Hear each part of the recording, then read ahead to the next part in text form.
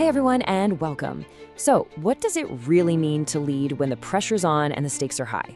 That's the big question we're digging into today. We're going to break down a really practical framework to help you figure out and level up your own leadership game, especially when things get tough. All right, let's just jump right in with a tough question for you. Think about it. When everything is hitting the fan, when the path forward is anything but clear, who do you become as a leader?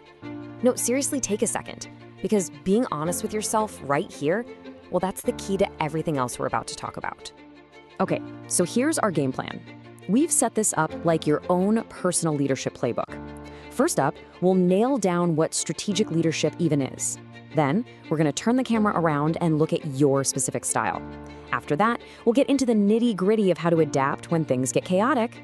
And finally, we'll talk about the end goal, inspiring real action. Sound good? Let's do it.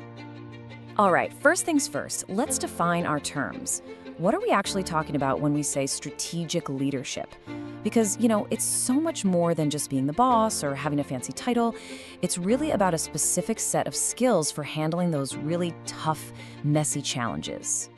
When you boil it all down, it's really about three key things. First, it's the power to shape how decisions get made, not just making the final call yourself. Second, it's knowing when to stick to your guns and when to change up your approach.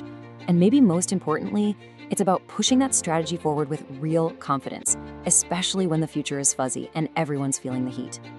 And that leads us perfectly into our second big idea, getting to know your personal leadership style. Because let's be real, you can't be a strategic leader for others until you really truly understand yourself first. Now, here's something super important to get. There is no one-size-fits-all perfect leadership style. It just doesn't exist. Maybe you're a big picture visionary, or maybe you're more of a hands-on coach.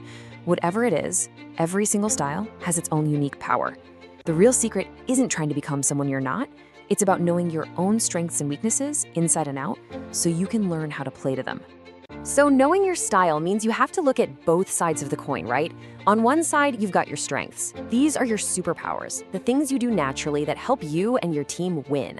But then you've got to flip that coin over and look at your weaknesses. These are those little blind spots, the things that can trip you up if you're not careful. And trust me, being brutally honest with yourself right here, it's a total game changer. And this is really where the rubber meets the road. I mean, think about it. Anybody can look like a great leader when the sun is shining and everything's going according to plan. The real test, the real measure of a leader is seeing how your style, both the good and the bad, holds up in those messy, uncertain, high-pressure situations. That's where you find out what you're really made of. Okay, so you've done the hard work. You've identified your style. Now what? What do you actually do with that knowledge? Well, that brings us right to section 3, adapting. This is all about taking that self-awareness and turning it into action. And here it is, a super simple 3-step process for being more flexible in your approach. Step 1, identify your shortcomings. Get really specific about where your default settings tend to fail you when the pressure is on. Step 2, enhance your strengths. Figure out what you're already great at and lean into it. Double down on those superpowers. And step 3, consciously adapt. This is the big one. It means you're actively choosing to tweak your style to whatever the moment or your team truly needs. So, we've defined it, we've figured out our own style, and we've talked about how to adapt. But why are we doing all this? What's the point? That's what this last section is all about, getting to the ultimate goal, inspiring action.